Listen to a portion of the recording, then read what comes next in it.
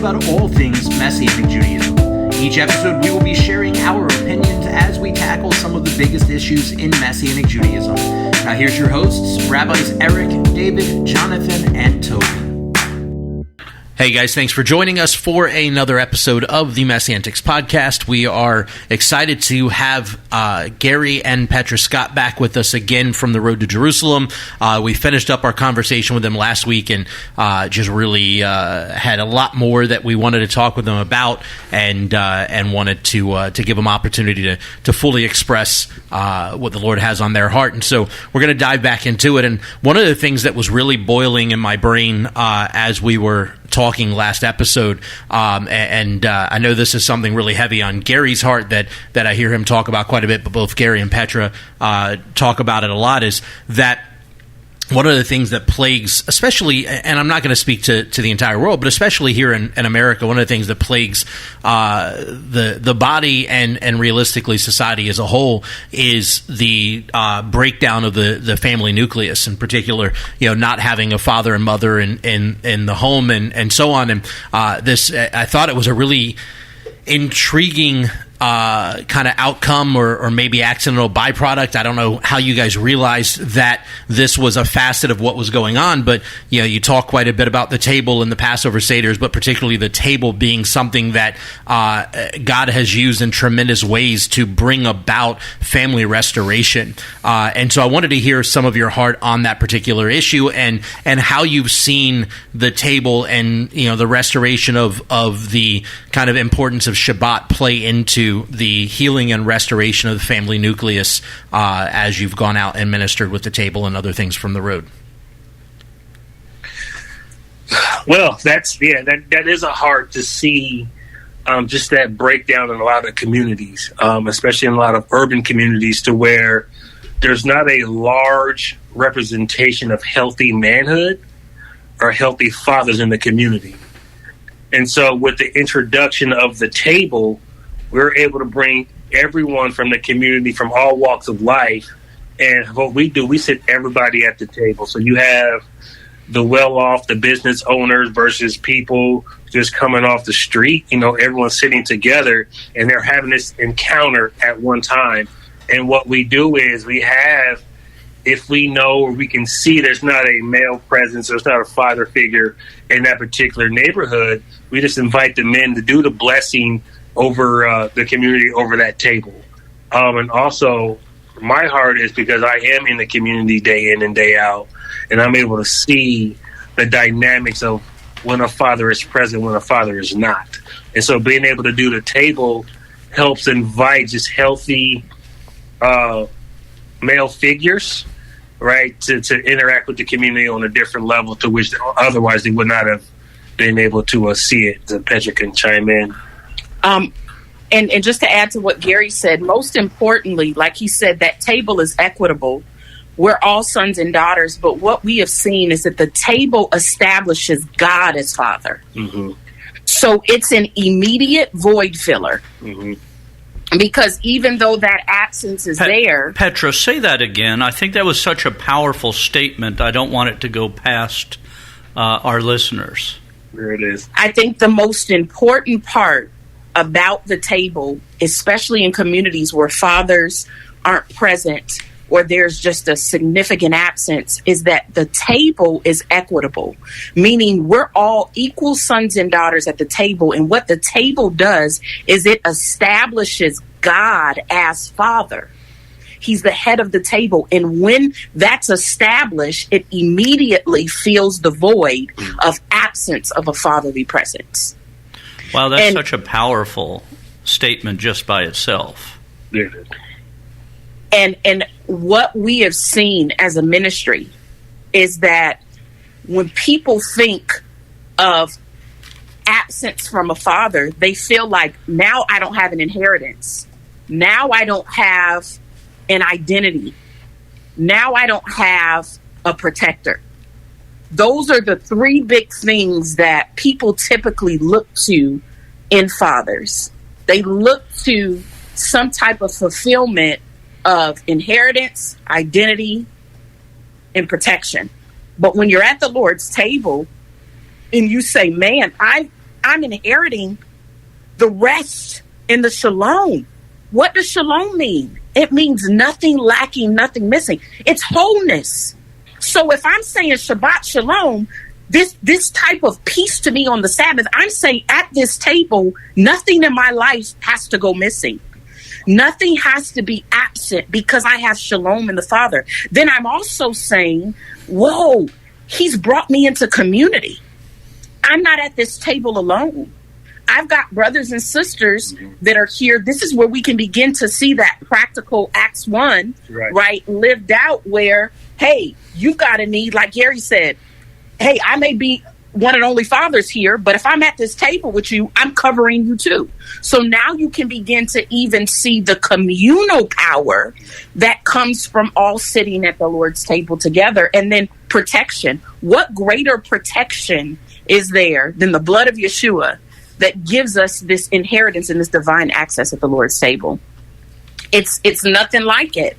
And what we love to see are the testimonies. And I have a few, and I know Gary has a few of testimonies from the table where people have tangibly experienced this. The one I want to share is we were doing Gary and I were asked to do a marriage retreat. And these couples wanted us to pour into them. And we said, okay, we'll do the retreat, but it has to be over a Friday. So we did a Thursday, Friday, Saturday morning. And they said, well, why has it got to be with a Friday in the middle? Why can't we just start, Saturday and just do a day? I said, because we want to introduce you guys to the Lord's table. We want to introduce you to Shabbat.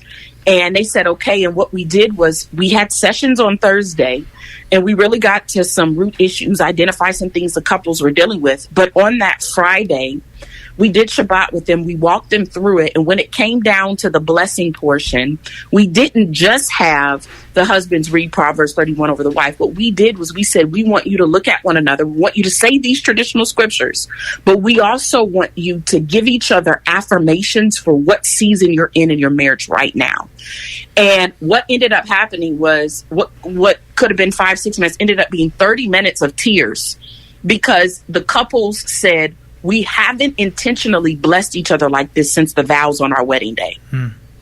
And the youngest couple that was there had been married 6 years. And so there was a real absence of honor and blessing in the home because there was no vehicle to do it. When most Gentile believers go to church, you're sitting there, you're receiving a message, and then you go home, right? If you celebrate a traditional Gentile holiday, you're sitting there, then you go home. But Shabbat forces this principle of mutual blessing, of mutual honor, and it brings about a type of fulfillment and revival of the Lord's presence into the home. And so we were able to see marriages set on fire and restored through some very difficult situations. But they all at the end said, it was really that thing y'all did on Friday night at the table that really solidified what we've experienced. And then, Gary, you want to tell some testimonies of some of these kids that have come to the table? Yeah, I mean, so, man, there's so many, but one couple of them I'll do really quick. One, a testimony is just healthy restoration of the parent-child balance. Prior to the table, I would mentor kids who were just having a hard time at home, and there's a lot of conflict with the parent, and vice versa. And so I would tell them, hey, just come to the table. Come hang out in the community, a neutral environment, and just encounter. And some of the testimonies from that's the same thing. Tears begin to flow after the blessing to where the parents say, hey, I understand now. Or the child saying to the parent, I'm sorry for my behavior, because just of the experience of just being able to look each other in the eye. And not only just say, I love you, but just to enjoy one another in a holistic kind of a manner. And allowing them to put the week aside and just focus on each other in that particular moment. Also I've seen kids transform from, seeing them on Monday, Tuesday, Wednesday, stressed out from the week. And I say, hey, come to the table and just relax, and then watching them go from just tense and wound super tight with anxiety and pressure, just to see them smiling and hugging and just laughing for the first time in weeks. It's just some of the smaller testimonies amidst, literally I got hundreds of them. Okay, well, I have a couple of questions. One, I'd like to, and this is kind of feeding off of the end of last podcast, when Petra said something about how congregations tend to be, how does this grow my congregation? How do I reap from this? How do I, we tend to be looking at other ministries we want to be involved in a how is this symbiote to me? If I support them, what do I gain out of it? How do we help each other in that way? But how do you share the value of an outreach like the table that is reaching out to receivers rather than people that are able to be givers, so to speak? When you go to an inner city area where there's poverty, there's broken families, there's drugs and all that, and the people that you're ministering to are all going to be receivers and not givers. There's not a gain to the home congregation. You're in finances, maybe not even in attendance, because the purpose of the Rhodes table is not to get somebody necessarily to attend a particular congregation, but to so how do you explain that value to somebody so that they see the value so that they then support what you're doing? Well, two things. I love that question, Rabbi. Two things. The first thing is what we have done is we have shifted the paradigm on what typical American outreach is in the way we do the table. Let me explain what I mean by that. When we do the table, we do it in this urban area, but we don't just focus on the urban community. So we invite people who have attended our Passover Seders, people who have come to our Rosh Hashanah Seders, people who have come to any Road to Jerusalem events that we have done, people that are part of local church communities. We invite nonprofit leaders and other pastors that are in the area, because what we have found, back to that context of the table being equitable, is that if you take the table in a community and you make them feel like they're inferior and in need of receiving and everybody else is there to help them, it disarms the concept that the table is equitable. We invite them all to come worship and engage in Shabbat with this community. And what we've seen, because when we do the table, we're in urban communities, but we have linen tablecloths. We have beautiful centerpieces. We get actual loaves of challah. We have kadem, right? We're not just using little communion, the peel back the I call it the foam wafer in the fermented grape juice. Oh man, kadem's a good stuff. Oh, yeah. We have actual challah and kadem like we've learned it from our Jewish brothers and sisters. And then what we do is we have giveaways to meet practical needs, and everybody's participating. We also have been including worship. My sister has come down and engaged in worship. And what happens is everybody's there receiving. And it's these people in these urban communities. One of the testimonies that we received was a young girl saying, these white ladies sitting over here, they worshiping, receiving, and praying. Where in my community, they're sitting here eating dinner with me. We have a meal with dignity. We don't do, hot dogs and hamburgers. We do roasted chicken and French style green beans and rice and macaroni and cheese. We have catered meals from indigenous restaurants in the area or indigenous chefs from that area. And so we really tap into this vein of honor, equitable, we're all sons and daughters. And then when people are experiencing that, what they see is that it's not about them being in need and us coming to help them. It's that we're all in need. We're all partakers at the table. So with that being said, the return on investment is community empowerment, but it's also the return on the investment is also this understanding that oneness and God's heart for oneness is essential to spiritual expression. And when people begin to see, man, if I'm equitable at this table with them, this also means I need to be in relationship with my Jewish brothers and sisters. This also means I need to value this one new humanity, these and those being one that Yeshua talks about in John 17. It brings people back to this communal expression of kingdom faith.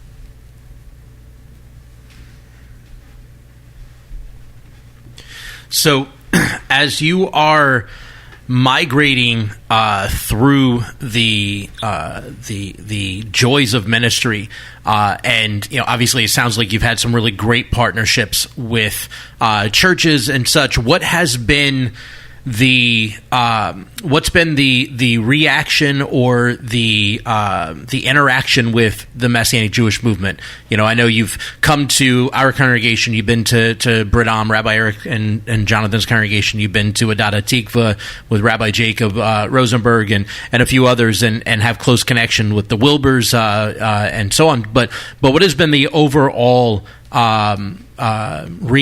interaction with the Messianic community as a whole? Because clearly what you guys are doing is kind of more of a para ministry. It's not a congregational thing, but it is connected to congregations and involved in ministry with congregations and such. But it's a para, it's an outside of the congregation thing, and as a ministry that is very much Messianic at heart, but led by non-Jews. How have you seen the response from the greater Messianic Jewish community? That's a great question. It's twofold. I think our reaction from the greater Messianic Jewish community has been, for the most part, extremely supportive and receptive, because they have watched specifically me for years be a participant in Messianic community. We've attended conferences.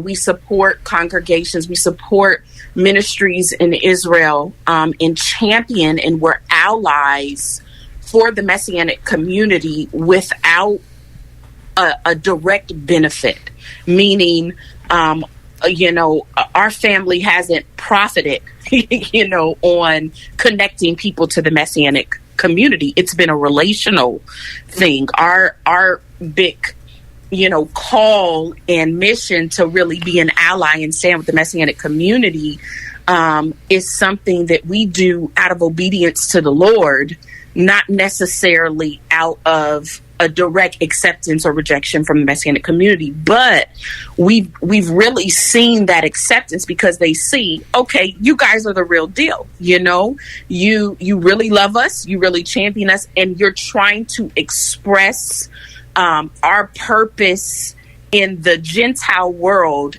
in a healthy, balanced, biblically accurate way. And so for that reason, there has been acceptance. I will be honest, I will say the majority of our acceptance has been a lot with the younger generation of Messianic leaders and Messianic rabbis that are coming up.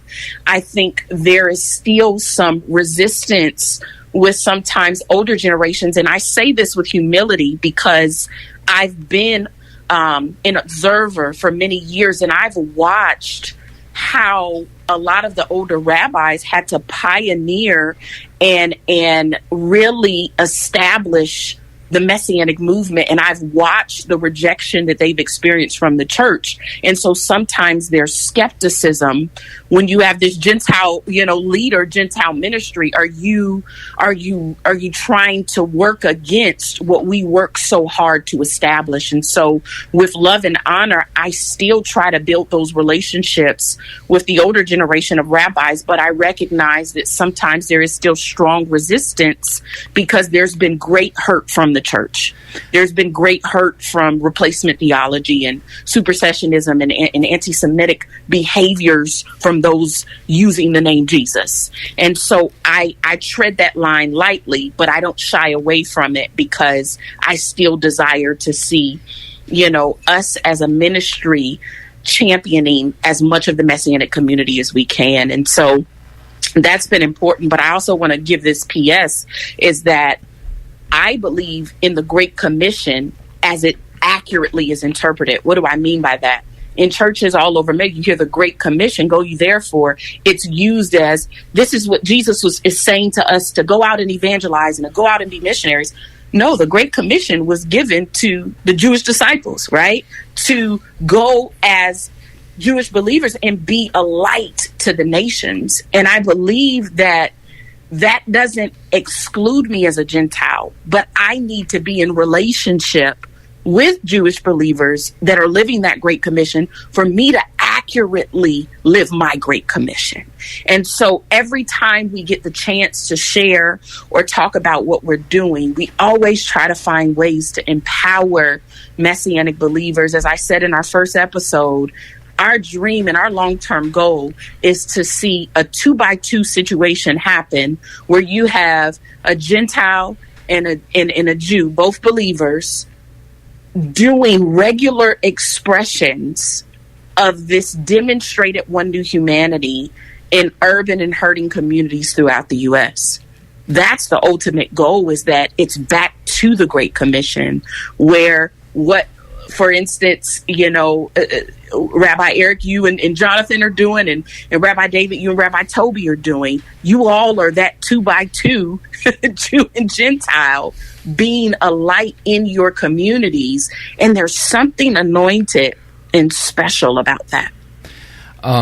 Hey, Petra, this is Rabbi Toby, and I think, and this has been kicking around in my mind really since the last episode. But what you just said and what you guys do, I just want to go back to what you said in the last episode, which is some of the most intense warfare that you've experienced has been in this battle for attaining unity between the Jew and the Gentile. And I don't want to say this is so much of a question as more as it's kind of an exhorting statement. I see very much what you guys are doing has a very Pauline calling. Paul, now, Paul was a Jew. He was a Jew's Jew, but you guys just have such boldness, and you guys do what you do without any fear. It's kind of like, you obey the Lord and you leave the consequences to him, and that's very much how Paul was. Paul's like, look, I'm going to obey, and I'm going to leave the consequences to God no matter what happens. But I'm bringing up Paul because, and you guys are familiar with this part of Scripture. It is one of, to me, the most interesting moments in Scripture, and probably, and one of the most interesting moments in the New Testament or the New Covenant, the Brit Hadashah. And that's in Galatians 2 when Paul describes, the Apostle Paul describes a confrontation he had with Peter. And there's so much to unpack with this incident, this exchange between these two giants in faith. And interestingly enough, what was happening is Peter, who needs no introduction, was one of the OGs of the OGs. That's right. They were eating.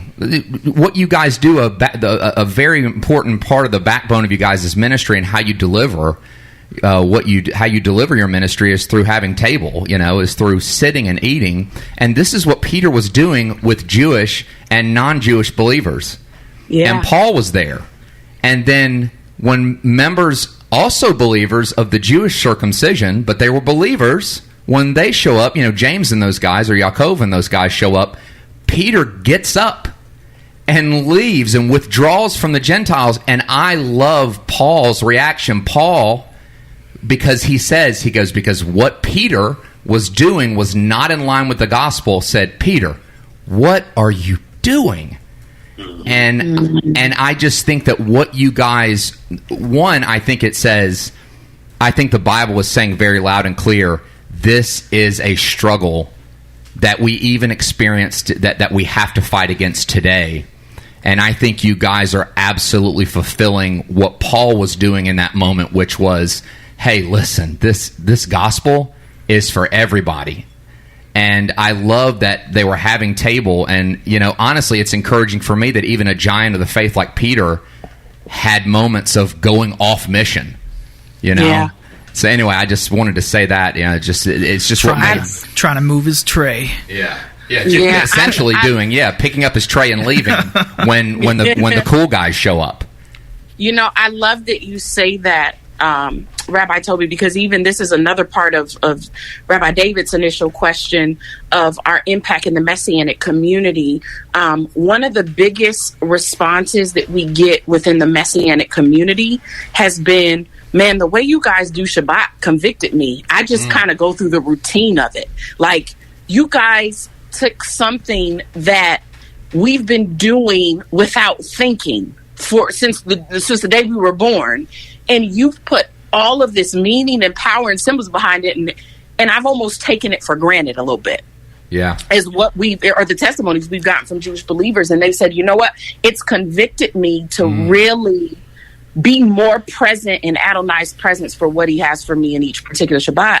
And this is what I tell them. I say, hey, we may be doing this table, but your table is a great commission. Invite your neighbors. Yeah. Invite the people that may be skeptical around you to your table. And I said that will also reawaken what God is doing. I firmly believe there is a new wave of evangelism coming where Jewish believers and Messianic Gentiles are at the forefront of it.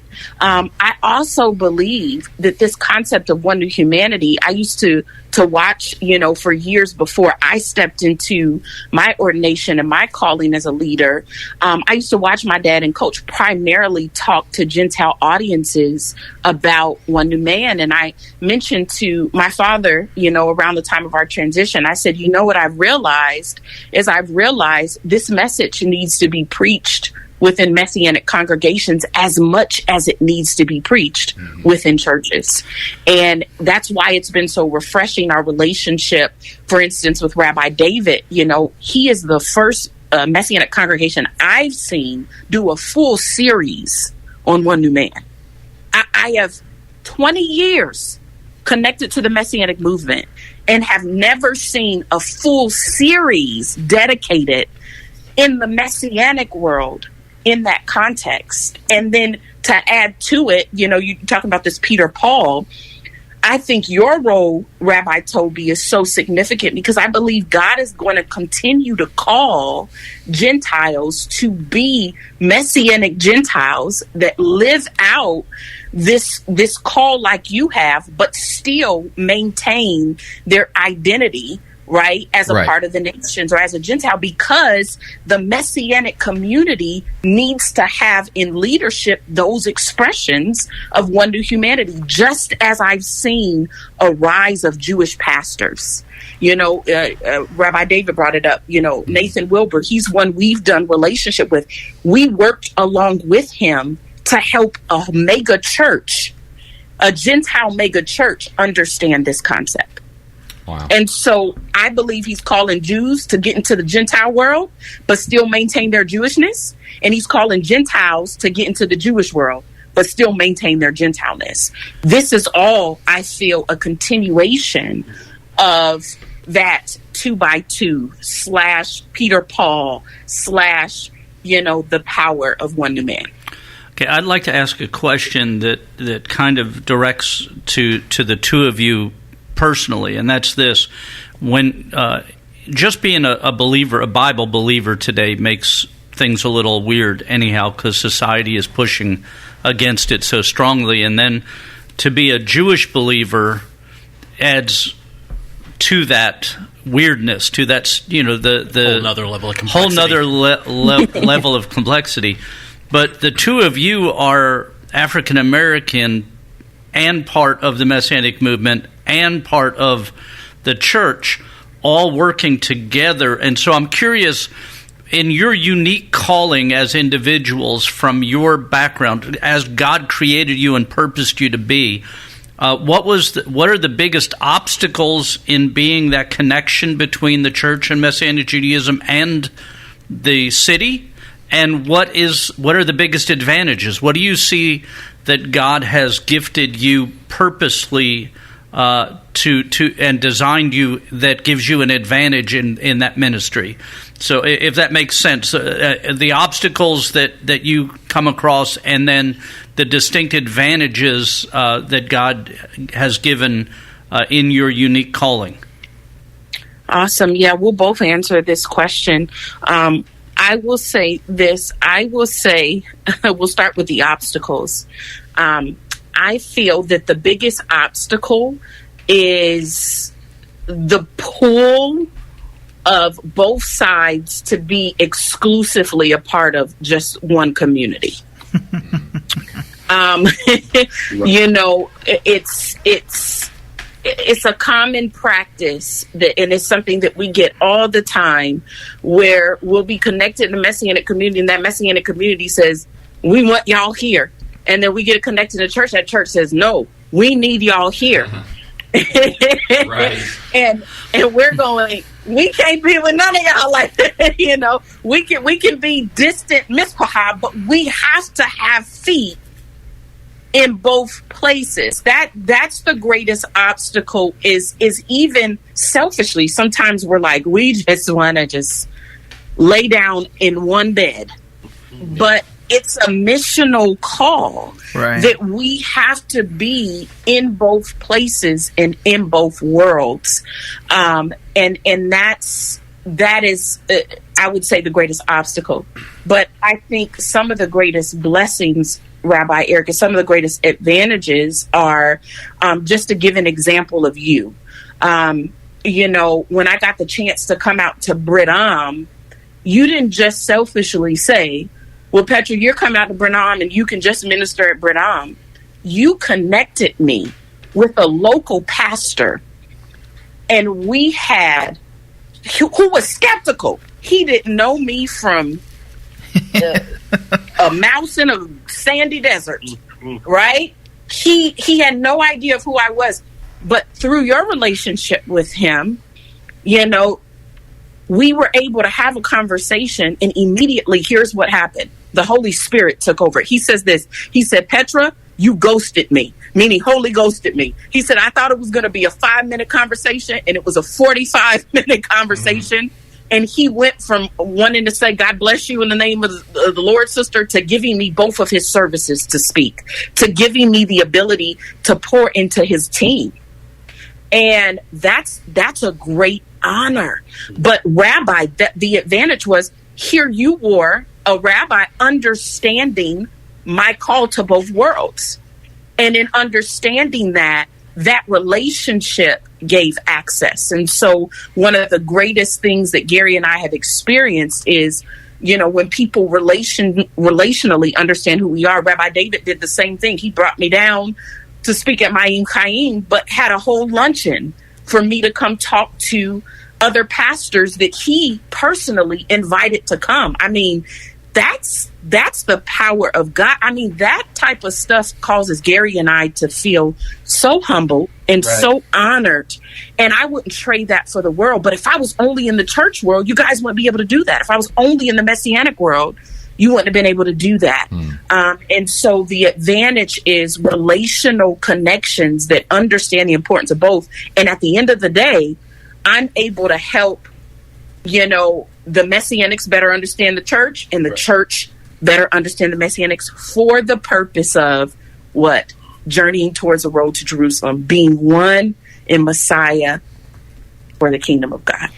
Right. And just to piggyback, one of the blessings is it allows us to be an advocate, a third party to go into situations and be holistically who we are, share the heart of the Father, and as she said, just bring transparency to both sides.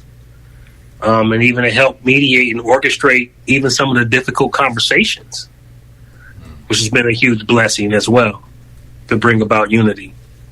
And the third piece I would add to that, which I think is very valuable, because we're in both worlds, we're advocates, but we're also agents. Absolutely. I cannot tell you, since I've been doing the Road to Jerusalem, the number of the number of Jewish Christians that we introduced to the Messianic movement. We had one sister who we met at the church we were serving at here in Jacksonville. And she said, I think I could be Jewish. I said, well, you done ran into the wrong Gentiles. because we're going to help you fish it all the way out, And she then began a process, got an ancestry DNA test, my brothers, found out she is a very large percentage Ukrainian Jew. From there, she then began to get in touch with Jewish relatives that they had no communication with. She reintroduced her family to Shabbat, did the first Hanukkah that they had done in centuries with her she single-handedly has been restoring the Jewishness to her family. And then she has been connecting with Messianic communities. She went to her first Messianic conference and was in tears most of the time. Just this past July, she was in tears because she said, one, I've never been around this many Jewish believers. And then two, she said, I've never felt so honored and comfortable to live and be all of who I am. And so we've been able to be, by being in both worlds, agents to help those that have been Christians but have Jewish background be back connected, or not be back connected, but to be restored to their Jewish ancestry and lineage, which I believe is also an attack of the enemy to keep Jewish Christians from embracing their Jewishness. So I've got a question for you guys. Having both of us being second-generation leaders, you guys taking over the road from your dad, from Dr. Raleigh, and me being a second-generation Messianic rabbi, there are unique perspectives that we have that many others don't necessarily have. And so with that in mind, and especially knowing that honor is such an important value to you both in honoring those that paved the way before you. I was curious, what battles did you see your dad and coach have to fight, or struggles that they had to go through in getting the road to where it was when they handed it to you, that you didn't have to go through, and that ultimately paved the way for you guys to lead the road in the direction the Lord's taking you? And with that, the second part of that question is, what battles do you see laying before you that they never had to fight, but now in paving the way for you to do what you're doing now, for you to answer your calling in this way? What battles do you see laying ahead for you guys? Great question, Rabbi David. I'll keep it simple. I think the biggest thing that they had to battle and pave the way on was the presence and the acceptance from the Messianic community. When I tell you, and I want to just give so much love to my mother as well. My dad and my mom first really jumped onto the scene when my grandmother, my dad's mom, passed away. They were on their way to their first Messianic conference and found out my grandmother had passed away, and they continued to go because they felt like we can't let anything keep us from solidifying our relationship with this community. And they went and they established their love for and their support of the Messianic community, no matter what it would cost them. And it cost them greatly. It cost them losing many relationships and advocates and supporters who felt like, what's this weird Jewish stuff you're doing? It cost them a lot of what they had built as far as name and reputation within the Gentile Christian community. But at the same time, it opened up the door for them to have relationship with the Messianic community as a trusted brother and sister in the Lord. I will tell you this, and you all know it. The Messianic community is tight-knit. It is protected. If I had to just come now onto the scene, I would be a random person and it'd be like, absolutely not. You do not have access. But because of what my father and what Coach pioneered in that relationship with the Messianic community, to this day, I have rabbis that will call me and say, hey, this and this Gentile ministry wants to partner. What do you think? I've been a trusted source to vet because they know that I know the community well. And then they also know that I discern the Gentile world as well. That is huge because we can't be a ministry of reconciliation if we don't have access in the Messianic world. So that's the biggest thing. And it's interesting. Sorry, I don't mean to cut you off, but it's interesting you point that out because the reality is Messianic Judaism is kind of a niche market, if you would, a close knit community to a lot of degrees, and we're quick, as you mentioned in the first episode, that Rabbi Robert Solomon did in coming to Coach and Dr. Raleigh and said, hey, you forgot us, right? We're quick to remind people that we're here. We're quick to tell people they left us out, but we're not so quick to realize how many people we're leaving out. Mm-hmm. Yeah, that's huge. That's huge. And I think being accepted has allowed me to have those conversations and also open the door to those relationships. I would say the biggest hurdle going forward that I faced that my dad and Coach have not had to face, and I'll make light of it because I can be silly sometimes, is, they've never been women in ministry. And the hurdles... Can you make that statement today? Is that socially acceptable? No. I don't know. Don't cancel. But yes, I think the biggest hurdle that I have that they don't have is being a woman in ministry. I recognize that many people and places are in different spaces when it comes to the women in ministry, the women in leadership conversation. But what I do know and what I do believe is that I have to be steadfast with the call that God has for me. And I cannot, nor will I ever take on offense or bitterness, because that can totally pollute what I believe is the purity of the anointing God wants me to operate and flow out of. There are rabbis that absolutely love me and have championed me and have invited me into their pulpits in their congregations. There are pastors that have done the same. But then there are rabbis that love me but would never have a woman come speak on their pulpit. There are pastors that aren't comfortable with women speaking in a pulpit or with my ordination status, the fact that I am an ordained pastor. And so I don't ever believe in being forceful or pushy. I believe in healthy, loving conversations. I can debate if we need to debate, but I'm not going to argue with anybody or try to convince anybody of the calling that I have in championing this message. And so I have still, sadly, experienced many obstacles because I am a woman in ministry, but I have been abundantly blessed. My husband has championed me. He's kicked a couple of foreheads and doors. He's my biggest advocate, but what he reminds me of is constantly being faithful to the call that I have and being consistent and keeping my focus on the Lord. And here's what I believe, my brothers, what God has for me is for me. If there's a place and space I'm supposed to be in, no man can keep or woman can keep me from that.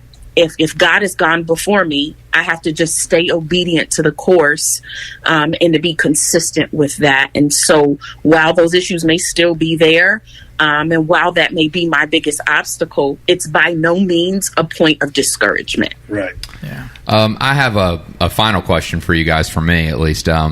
So, and not to sound silly, but so the name of the ministry is The Road to Jerusalem.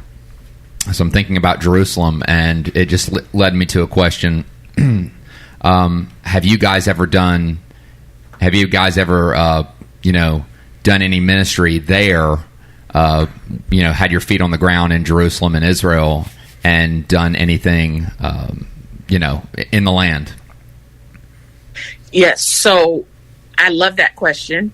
And I'm going to answer it twofold. Yes. So my father, back in 2014, God shifted his vision when he was still leading the road to be all about getting pastors to Israel, and then in Israel connecting them with Messianic pastors, because in Israel they like to be called Messianic pastors, and Messianic para congregation ministries. Okay.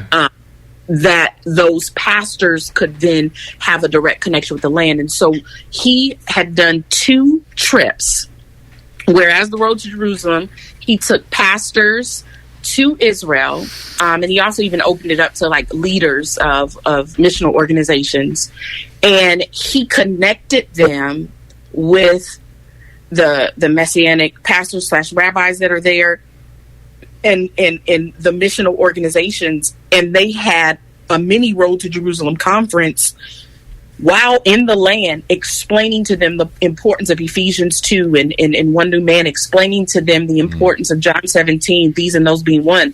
And what they found was pastors being in the living Bible, right? Right, being of course. in the land, were more receptive to even receiving the revelation of Jew and Gentile as one. Being in the land, it almost had like a greater level of revelation. And that was something that my father said we need to continue to do, because from that, not only was he directly connecting pastors with the land, but then he was like, I can even invite Messianic rabbis to come on this tour with us. And it's connecting even stateside relationships as well as relationships with those in the land. So post those 2 events, the feedback from it was the language barrier. Right? It was hard for them to stay in communication. Many of those leaders were primarily Hebrew speaking. And so there was, some communication barriers that were there. Even though 2014 is a little under 10 years away, we've advanced even in translation resources since then. And so that was it. That as far as that was concerned, I was supposed to lead the first tour of that, where I was opening up to not just pastors, but as you all know, some of the biggest people that have weight spiritually are influencers, right? These can be Christian or Messianic artists, worship leaders. These can be just voices that don't necessarily run a church or congregation, but have a more spiritual sway and influence over young minds being shaped. So I wanted to do my first tour that was going to be led by me with pastors and influencers. We had it all booked for, guess what year? 2020. Oh, of course. And so that ended, but to God be the glory, because at that time I didn't know that I would be president and CEO 2 years from then. Right. And so since we've kind of recalibrated the ministry in a way, we are going to get back to having an Israel trip. That is one of, I'd say there's 2 questions we get asked. The number 2 question that we're asked is, can you take us to Israel? Where's your Israel trip? Are you going to Israel, right? Right. The number 1 question that we're asked is, when are you going to do a Road to Jerusalem conference stateside? And so with that being the number 2 question that's asked of us as a ministry, we are going to get it back going. We really want to target what we do here there. So instead of an event, we would love to do a large table that's all event in Israel. I love Mariana Gold. She's in Beersheba in the Bedouin population, right? She's with orphans and widows.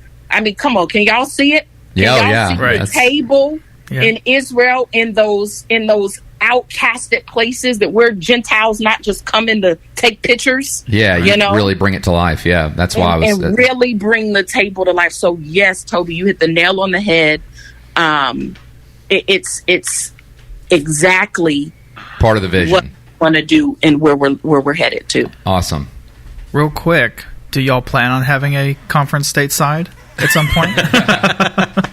asking for a friend. Just right. Asking for a friend. So for a friend, 2024. The plan is in 2024 to have our first Road to Jerusalem conference stateside with the new mission and vision of the ministry. We're praying for the spring, and the Lord has given us, he says, 3 places. So what I call a mini spring tour, where we would hit 3 cities and it'd be the same conference, but rotating to 3 cities in the U.S. And my prayer is that those 3 cities could be cross-regional. So we hit the Southeast region, we get the Midwest region, and then we get that West Coast. Awesome. So we're praying. I'll be seeking the wisdom and counsel of the board, and we're praying for divine resources, provision, and partnerships to be able to make that happen. Awesome. And Thank speaking you. about resources and such, how do our listeners find you? How do they support you? And what things are your primary needs right now? Awesome question, Rabbi. So one, anybody that's listening, you can find us on our website at www.theroadtojerusalem.org. Theroadtojerusalem.org. Again, we can also be found on social media via Instagram or Facebook. Our handles on those platforms are very simple. It's at The Road to Jerusalem. It's important to put the because there's some other entities that use Road to Jerusalem. But those are the ways that you can contact us. You can send us emails. You can direct message us on those sites as well. And how we can best be supported, where our greatest need is, two things. As the table has become a real focal point at the epicenter of what we do, we literally can put on a table in a community, in an urban area for $2,000. What does that $2,000 cover? It covers a meal with dignity, utilizing an indigenous chef or caterer to the community. It covers a beautiful ambiance, bringing to life what Jesus culturally celebrated Shabbat like, right? With challah and kadem. It also provides practical resources. We're able to give away grocery cards, gas cards, clothes, even things that would be practical needs for the community. And then lastly, it covers things that we need, like tablecloths and, little logistical things, utensils and stuff like that, for people to be able to get what they need. Come 2024, we've also been asked to do a resource table at our table, meaning to provide diapers, to provide clothing, to provide items that people have been wanting to donate to us, so that we can also take some of those practical things and just have resource tables for giveaways there as well. So the biggest need that we have is funding to be able to carry out the table. And even if you feel led to be a contributor to the Road to Jerusalem missionally, we're building an ambassador program. We're trying to save for conferences for 2024 so that we can eventually plan that Israel tour and trip as a ministry. And we'll go ahead and make sure to put the web address in the comment section or the information section in our podcast locations. Thank you so much, brothers.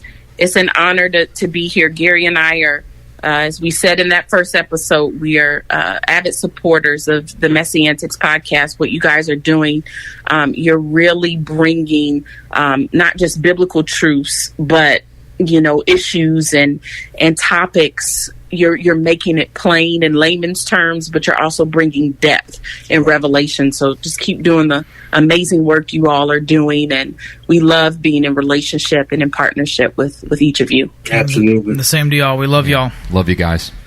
Love you guys.